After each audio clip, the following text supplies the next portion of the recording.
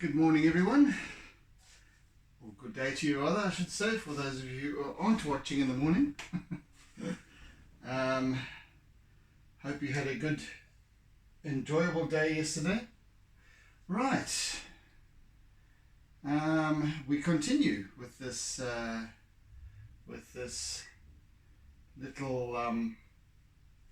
little what is this thing? I haven't got my mind right yet. See, this is one of the reasons why I do these sessions so very early in the morning, and it's because I don't allow my mind to become accustomed to expectation. I don't give it the opportunity to start waking up. I start with a creative process, and that's kind of what's important. So I start my day like this, a little befuddled, and therefore I'm starting with the process of creation. That's what's important. Now I can't even remember what I was about to say. Anyway, here we are. Our tidal pool piece, that's what I was trying to say. Our tidal pool piece. Yes, so yesterday we were setting up the composition, etc. And I shall continue with that for a little while today. Oh, we've got our friendly mosquito again looking for my blood. Fee fi fo fum.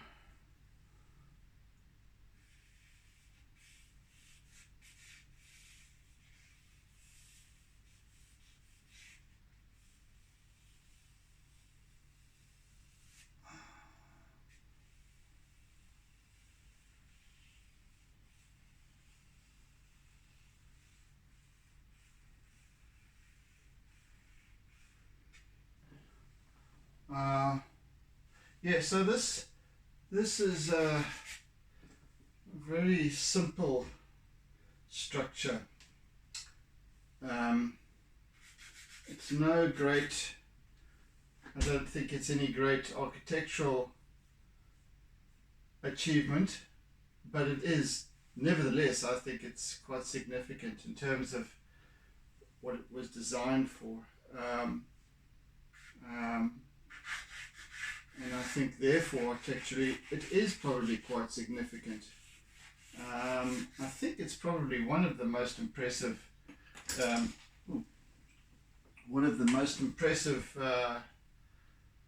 tidal pool features,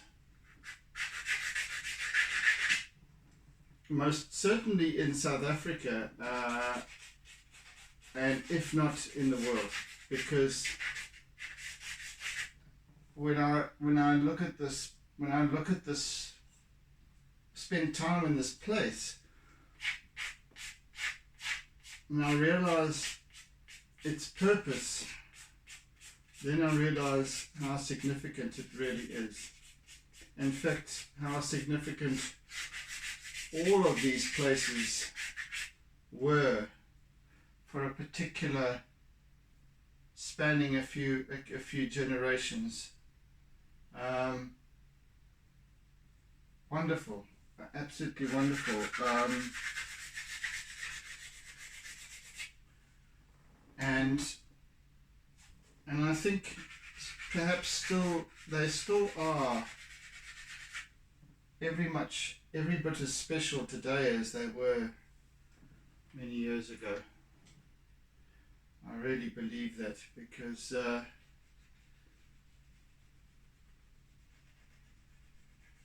there are always, I'm sure, I mean, I've only been here once now, to this particular spot. As I said, our family used to go to a place called Umhlali and because it was closer to Durban North, where we were, much closer, in fact. Palito, Salt Rock, Sheffield Beach, Umhlali, where this is, are much further up the coast. Umhlali would have taken us about 25 minutes, half an hour to get there, maybe 25 minutes, 20 minutes, I don't know. This is what would have been probably closer to 50 minutes to get there. So at least double the distance. And for the enjoyment that you're getting at a place like this, I mean, at Umhlali there's a tidal pool as well. Well, it's a different kind of tidal pool actually. It's like more of a small enclosed bay. Well, that was very special. You know, I have such wonderful memories of that place. There's no question of it.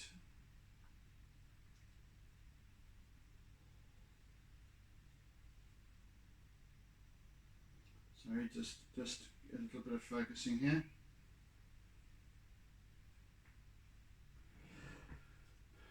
Yes.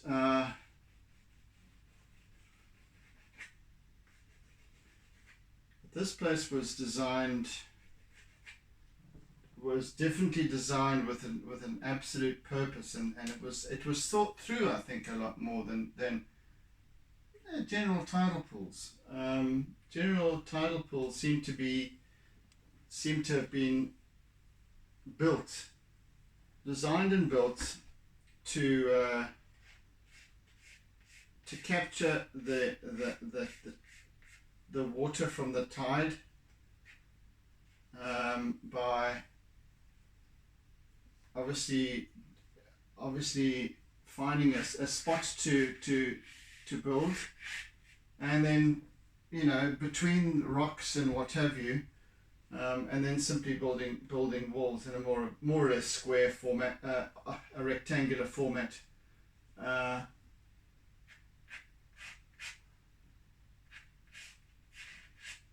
And yeah, so then the tide would come in, it would wash over the walls until a certain point, and then fill the pool. Then the tide would turn. It would start to recede again, and then the water would slowly drain from the tidal pool, until such time as the next tide came in, etc. So, you know, that was how they were designed and built. But this had a different purpose. I think this has got all this series of interesting little walkways, walls, these little bridges, and so obviously there was a little bit of fantasy involved as well. Seems to me anyway. In that I can just imagine, well, assume, I mean, I'm trying to project, you know, I went, my feelings as I visited this place for the first time were projecting myself as a child, as I would have thought of it as a child, as I would have observed it for the first time as a child, and it was just quite amazing, because it did excite something in me, in my sort of little inner child, and found myself scuttling all over the show, capturing images and what have you. The reason I went, the reason for going to this place was specifically to capture images for this purpose.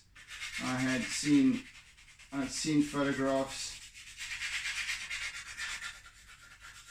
I had seen Google Earth.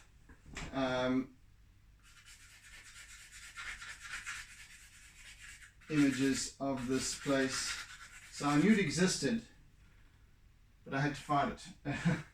And getting there, realizing that these wonderful old structures, it's just like a castle.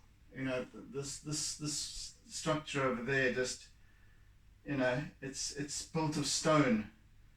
It's just like that is just like a little turret. Yes, it was built as well. You see, there's a dual purpose here because, as I was saying, these structures were supposedly meant, and they're positioned very well for fishermen to cast into the gully that's on the other side of this, where the waves come in, and then there's a beach, I think, further down. And this is a huge rocky outcrop with beaches on either side of it, and that was how these locations were selected. Was to be near a swimming. If I can just get the W's out, a swimming beach, so that the adults could also frolic in the surf. And the kids could come and play. The kids looked after by the grandparents could come and play in this complex.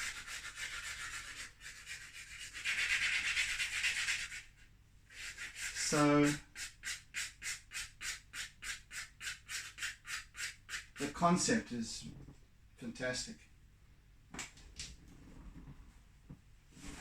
and I guess the whole idea must have come originally from Britain, from England, from their kind of seaside resorts, etc. Perhaps from the continent, Spain and so on, where they also have tidal pools that predate these by probably 100 years or more. I don't know. How it's come to think of it, I wonder for how long swimming, recreational swimming was, for how long going to the beach and sitting at the beach was considered recreational to society.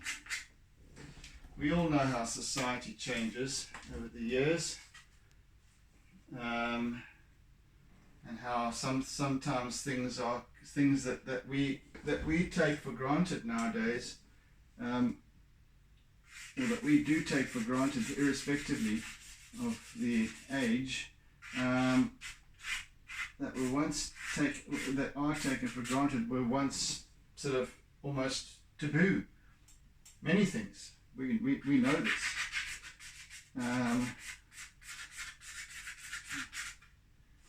So it's interesting to look into that.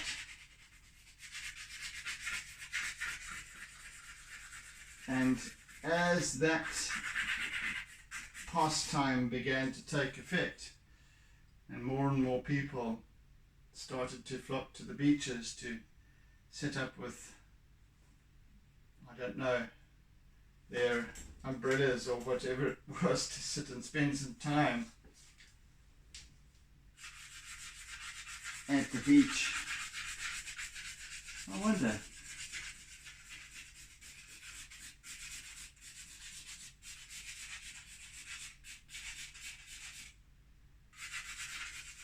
Promenades.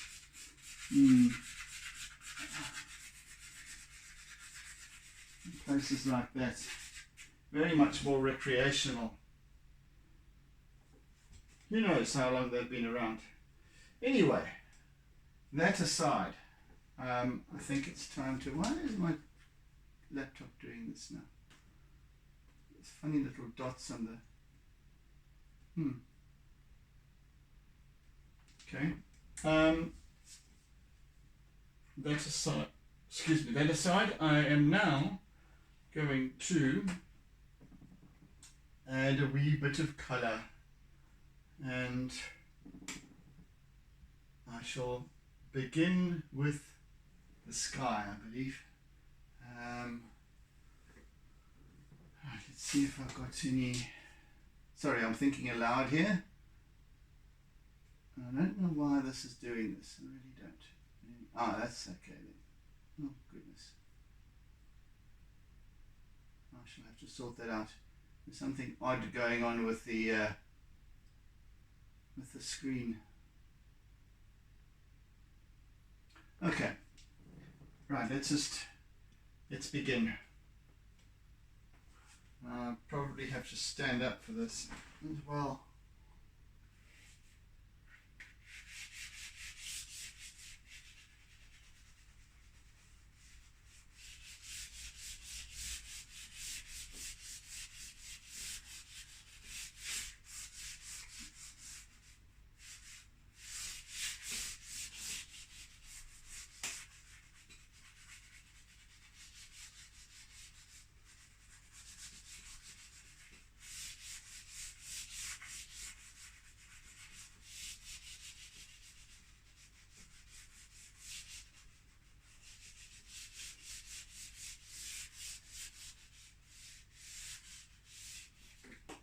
Okay, that's about time to retire that particular one and start a new one.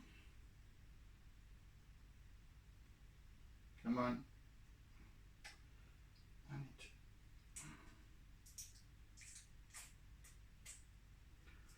Right.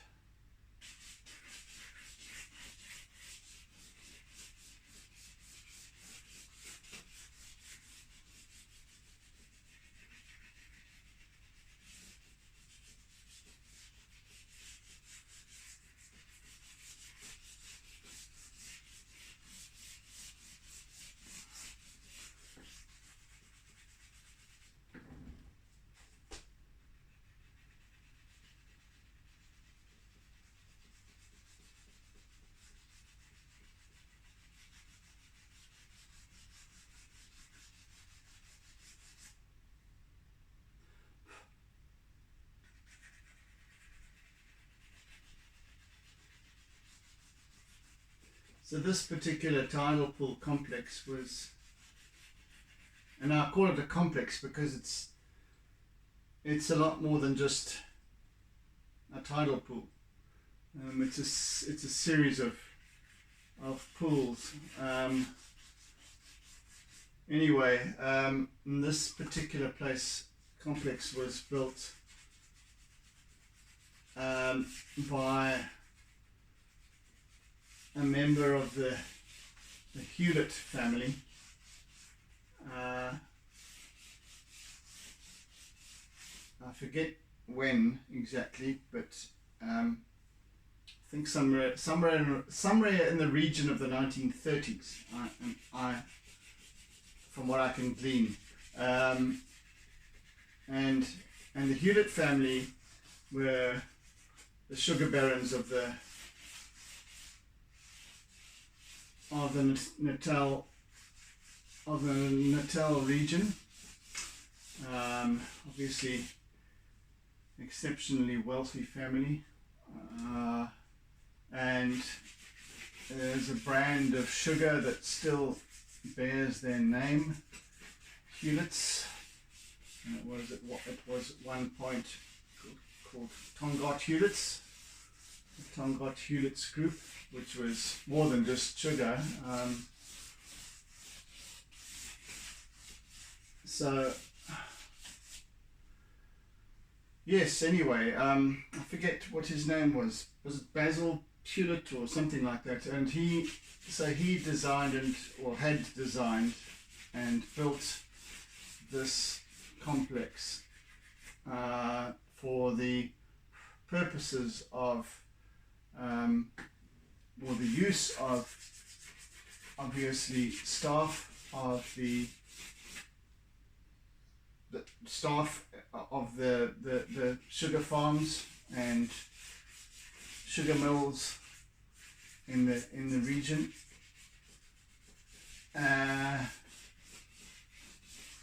staff and their families mostly.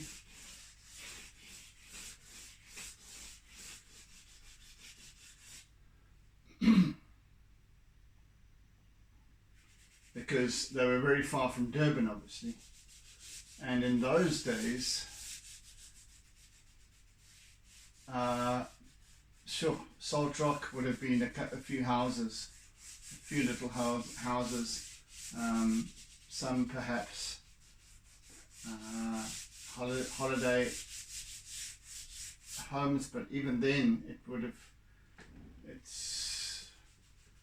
one doesn't really travel that far up the north coast. But then again, maybe one did. In the 1930s, it would have been fairly well established as a resort, especially that region of the Dolphin Coast, Ballito, Sharkers Rock, Salt Rock, Umhlali.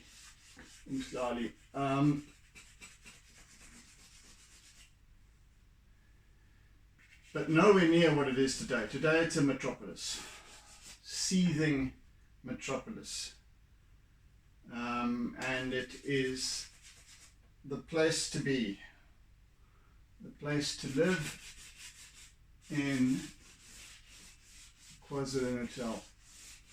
What is today, what was once known as Natal, is now KwaZulu-Natal, is the province,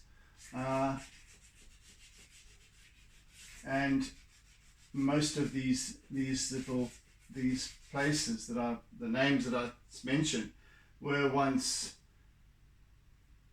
simple little holiday destinations where many people had cottages, and that's kind of changed now, so that, well, there are still people who own cottages there, but they're mostly in complexes, duplexes and so on that people have, rather than freestanding homes, because they're difficult to the upkeep is difficult, safety and all that sort of thing, unfortunately today. So those kind of places are becoming less prominent, and in fact those places are now being used as homes for people living in the area, because it is a kind of a commercial CBD type of place, commercial business district. It is where it's much closer to the airport and all of that. So it has gained, these little places are now no longer these sleepy little holiday destinations. They're now full-scale residential areas, shopping complexes, business districts.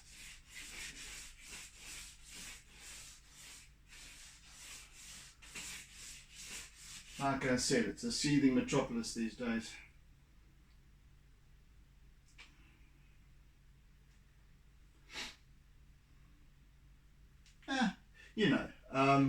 Fortunately, unfortunately, it's progress. It's the way things are. Many of us who grew up in the latter part of the 20th century and into this, in the latter part of the 20th century, I'd say, or during the 20th century, remember these places for what they once were. So we all hark back and hanker for those days, which is exactly what I'm doing here. This is my process. This is my, interpretation of a memory or a series of memories. So this place is representational of all those wonderful childhood experiences at a place like this. Because what do kids do? Kids just want to have fun. Kids just want to be happy. In fact, inherently, all of us just want to be happy, but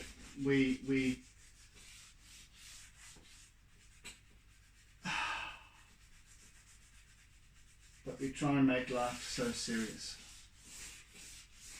Why, I don't know. I don't have the answers for that.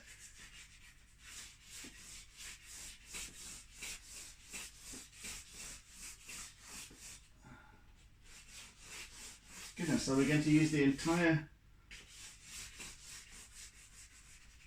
This is why I didn't used to put the sky in. I can see now. I used to leave with my... When I started doing... Well, first of all, I started doing this size and scale artworks purely in charcoal and white conté and chalk pastel. And then slowly started to add a little color in, but I never used to put the sky in. I left the sky out, and there was a reason. I think it was that it was left to the imagination somewhat. I think some things should still be left to the imagination. Just as much as what you're seeing here,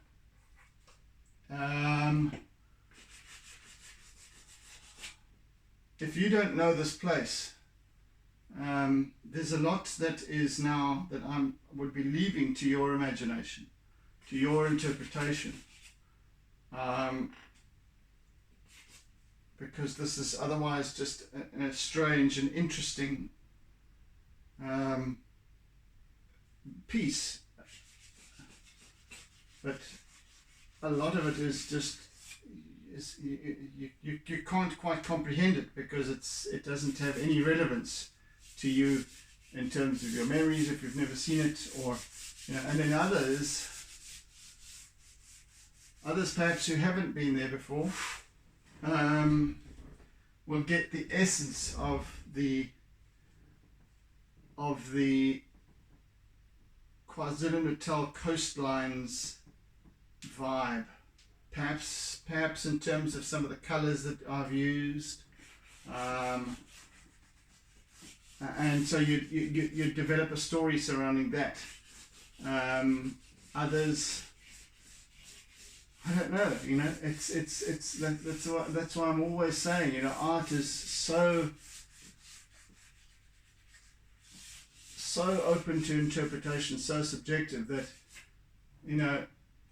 that's why we should leave a lot to the imagination. That's why we, as an artist, I need to, rather than simply copying something or making something look as perfect or realistic as possible, and there's a place for that, yes, but the most important thing, irrespectively, is to energize it, is to give it an essence, to give it an energy.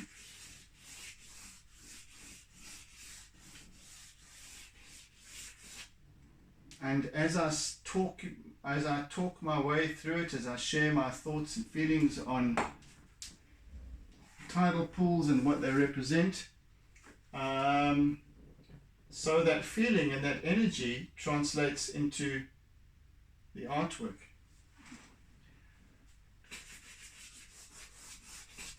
And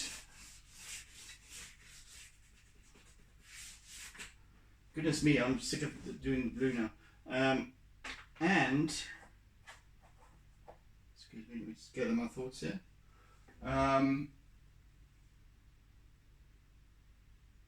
No, I've lost it.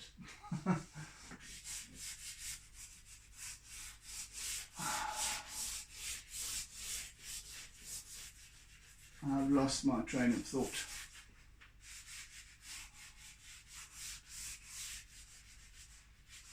Ah, yes.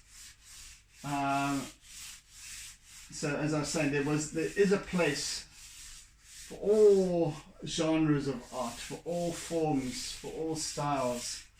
So there's a place for hyperrealism and realism and all of that sort of thing.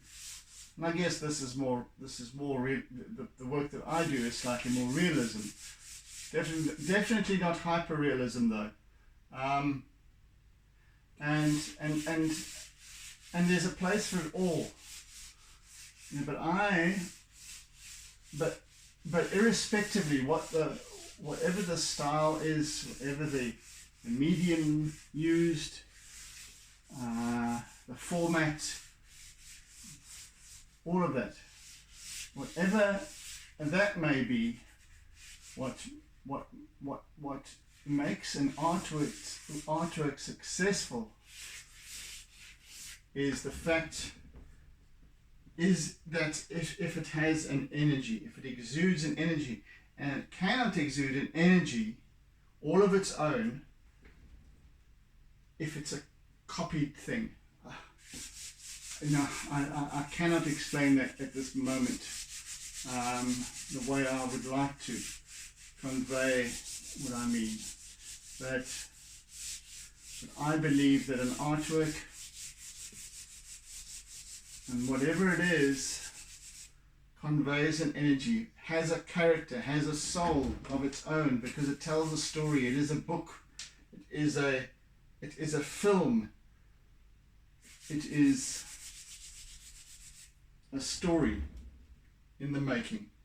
And that story changes every time you look at an artwork. You have a dialogue that takes place, and that dialogue is unique to whoever's viewing the artwork. And that's my opinion, of course, only.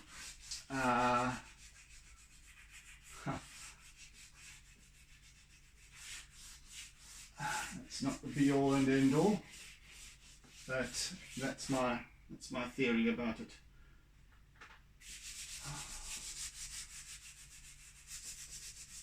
And I'm going to stick to that theory because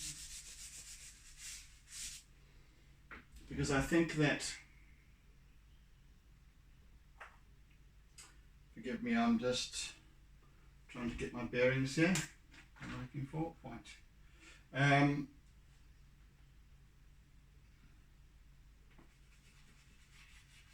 Whenever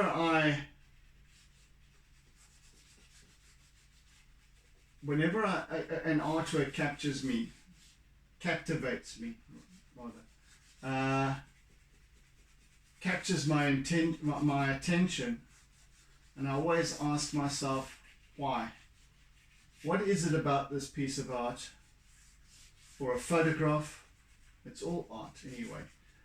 What is it about this image that seeks my attention, that speaks to me, and what is its language? What is it saying to me? Even if I don't like, I'm not really one for abstract art, I have to admit. I can appreciate it, most definitely, but I always ask myself why, because I've always kind of grown up, and perhaps naively so, I've always grown up without being able to appreciate properly abstract art and why it is. How did abstract art come about? So we have to look at these interpretations and make our own assessments. And this is why we should always question everything that we're told, everything that we believe, why we believe, in terms of what is, because nothing, absolutely nothing, is an absolute given. There is no absolute truth. There is no absolute right and absolute wrong. No such thing. Cannot be ever.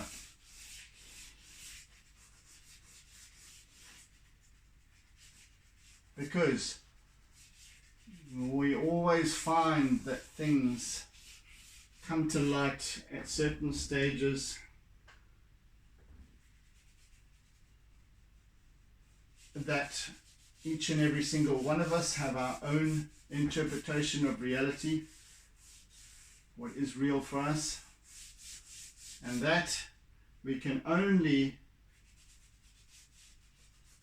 assess according to our experience. We don't have the experience of the next person. So therefore, how can we judge others? You see, so, and I won't get into that, but I mean, it's like we formulate ideas according to what we see. So we start to process what we see with or in alignment with what we know. Excuse me, I'm going to sneeze. Oh, excuse me. Thank you.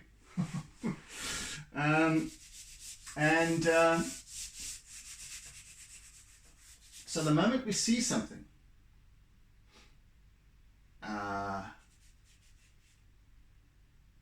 certain stories,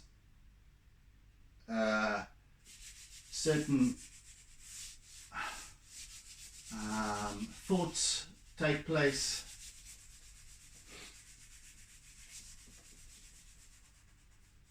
There's a language in everything. Because the moment we start to perceive something, our language then starts to come into play.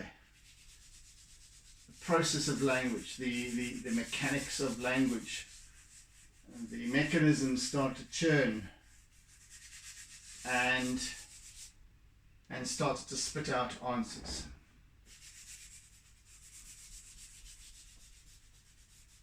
So how we process art is exactly in the same way as what we do life anyway. How we process life. And for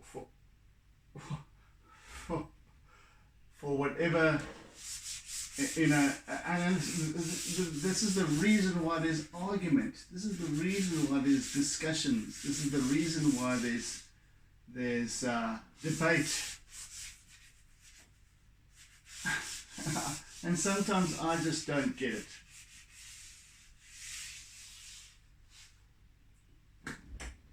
Because there is no right and wrong. Anyway, I digress once again, as I tend to do. Where am I going with this? Anyway, let me just put some of this in for starters. This pastel is one of these that it's a loose pastel. One of the loose pastels that I buy, and it is impossible to get the label off. See, I've just stupid little. It's got so much glue on it, and I can't peel the paper off properly. The other one, this one I've just done, has got a plastic wrapper on it that peels beautifully, and it's of the same brand, from the same place. I don't get it why they do some this way and others not. Impossible to peel, and I now have forgotten what I was saying.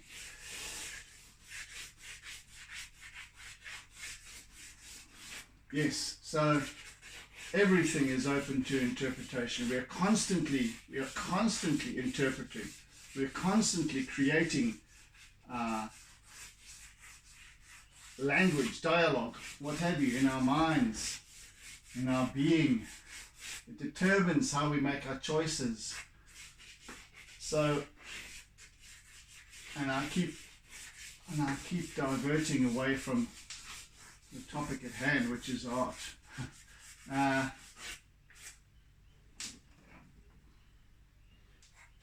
When we view a piece of art, an artwork, we immediately are our mechanisms, our innate capacity for storing, for storytelling. Our being, our way of being takes over and starts to formulate stories. So we look at a piece of art and immediately there's a dialogue. Immediately we're either for it or against it.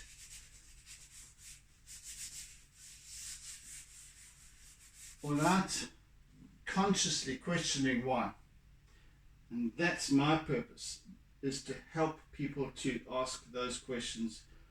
Why? Why do I believe what I believe?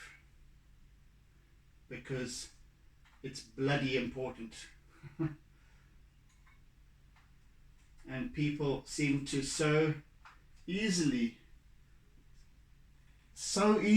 make interpretations without thinking, make judgments and assessments without thinking.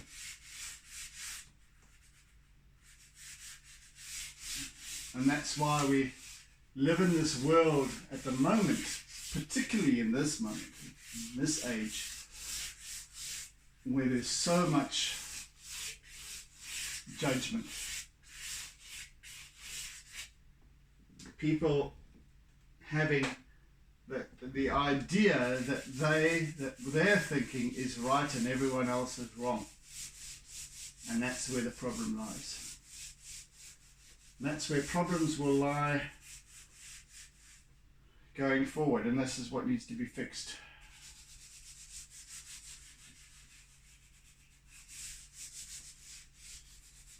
And I believe my methodology, my calling, is to help people to discover how they create, how we can create.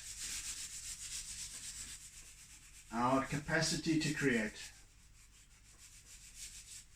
We're all able to create in some way, and we create according to how we interpret. So through helping people to discover how we interpret, or how individuals, we as individuals, how I interpret, that's what I say when I these early morning sessions for me is when I process and I share my thinking out loud. It helps me. So that's the art of listening. By the way, I'm going to have to sort out what's the blank spot under that clamp eventually. I don't have my usual clamps, as I was saying yesterday. I still have to get them back.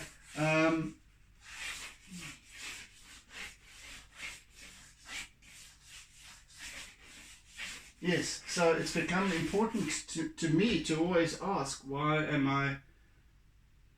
are the interpretations and assessments that I'm making, and why do I make them? So when it comes to, like I was saying before, when it comes to abstract art, why have I always disliked abstract art? Why have I always averted to something that is easily interpreted, something that is easily, there's a pretty picture that's calming and that's all that sort of stuff. And I'm starting to lean to question that and perhaps work slightly away from that ideal. And that's my journey as an artist, is perhaps seeking those answers. Because, like I said, each artwork is a story in and of itself, and stories change. The manner in which stories are told have changed over the years, over the millennia. What we believe has changed. not long ago, the Earth was flat. Well, according to some people, it still is, but the prevailing thinking was that the Earth was flat. Most scholars, religious leaders, especially amongst a certain church group that prevailed in the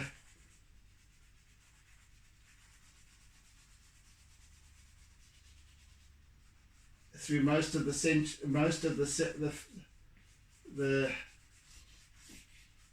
centuries of the first and second millennia. So there was this thinking that the Earth was flat, and any challenge to that thinking was viciously squashed. Any alternative thinking was snuffed out in the most brutal terms. And what are we experiencing today in this age? And who would have thought that we would be back there again?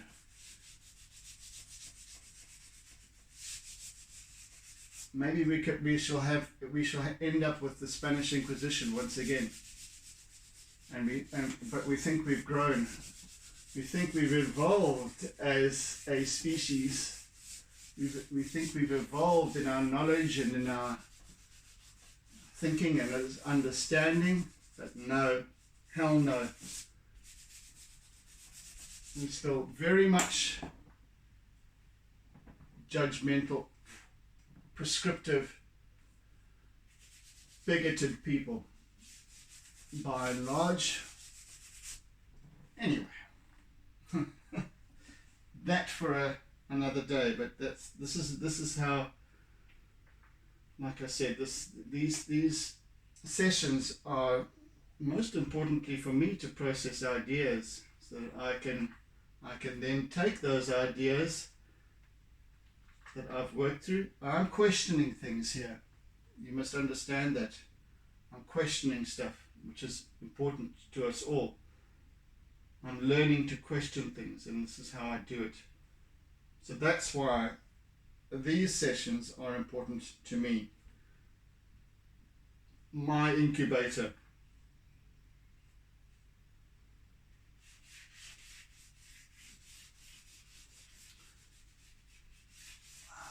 So we're close to having got the sky. We've got the sky now to a satisfactory level, and I shall endeavour to complete it later on. But I think we've done enough for this on the sky today, more or less.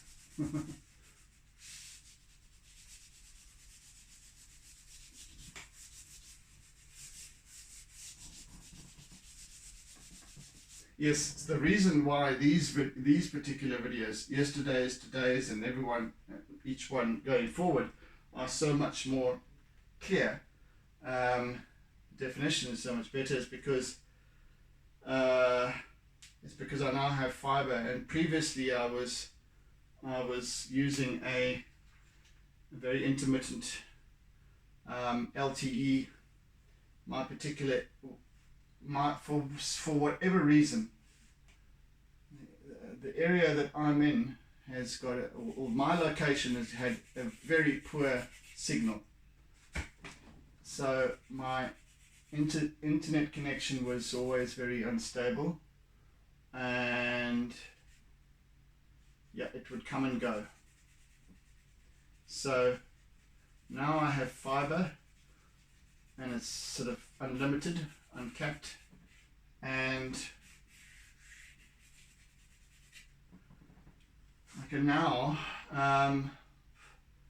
as opposed to having to reduce the size, because it would take, because what happens here is that so I filmed this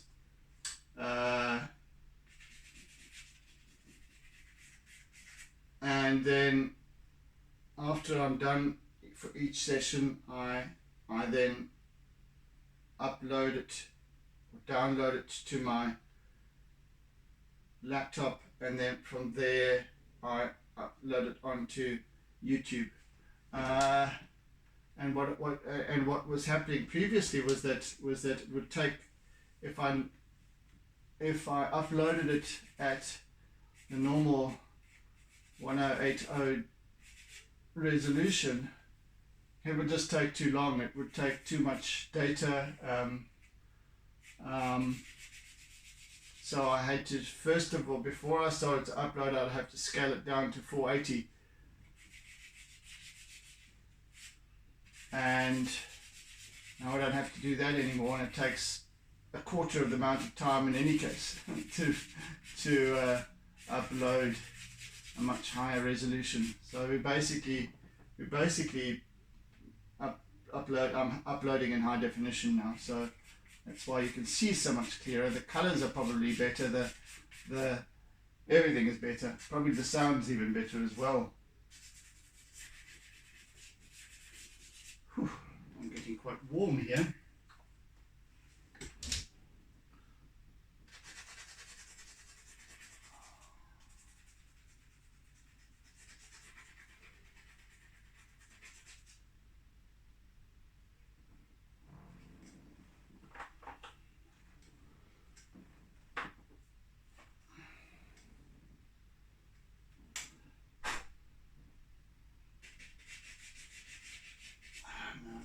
I don't really want to use that one today.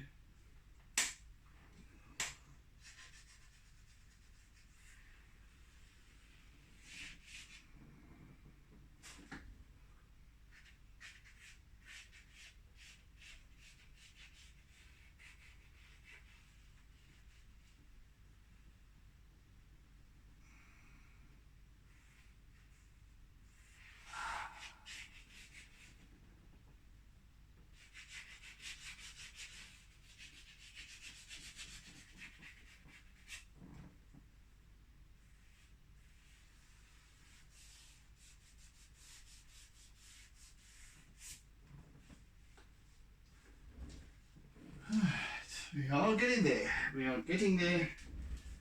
That particular Southern African sky. It actually sets the tone for everything else.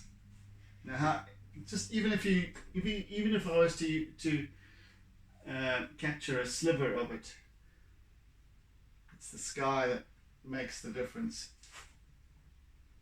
which is wonderful.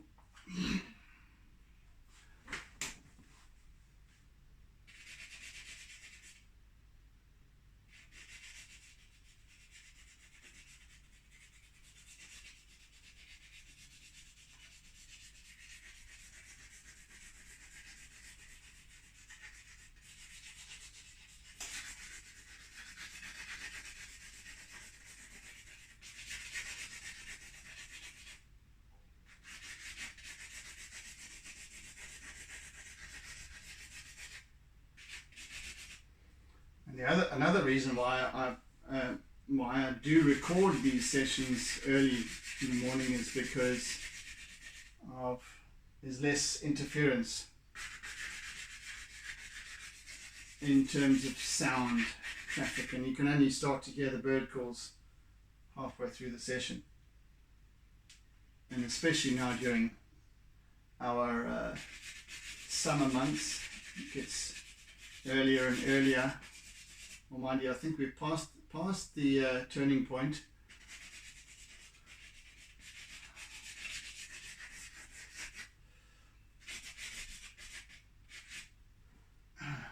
Just a few minutes left now for today. I'll just quickly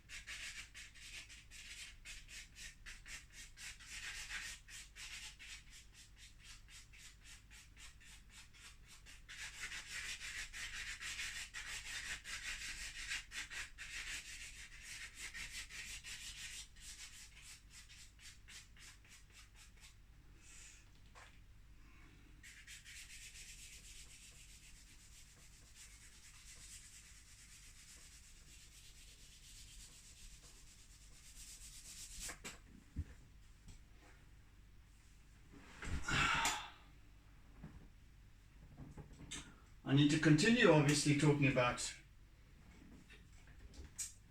how we interpret. And I think I shall do that, unpack that a little more during our next session.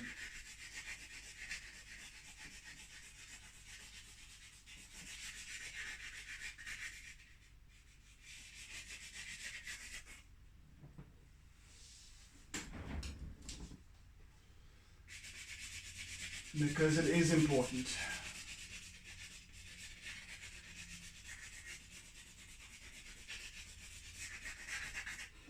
But I think for today we have had enough, and we're almost out of time.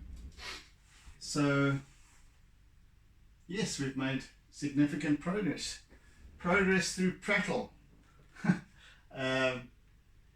So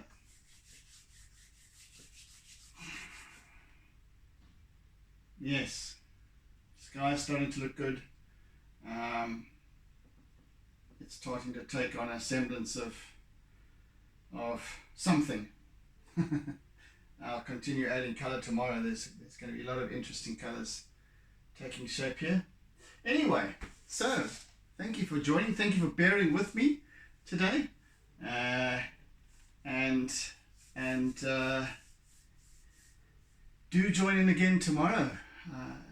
It's an interesting journey, this, and every time I do it, and then I realize how important it is. And even if it's just for me, and if any of you manage to get something out of what I'm saying, or what I'm trying to interpret, then great, fantastic. So thank you for joining, and thank you for being a part of my process, my journey, and hope to see you again soon. So oodles and oodles of toodles. And it was something, that little process that I forgot yesterday was to say that. And yes, so my fantastic high definition fiber is brought to you by ks3.com, and I thank them for helping to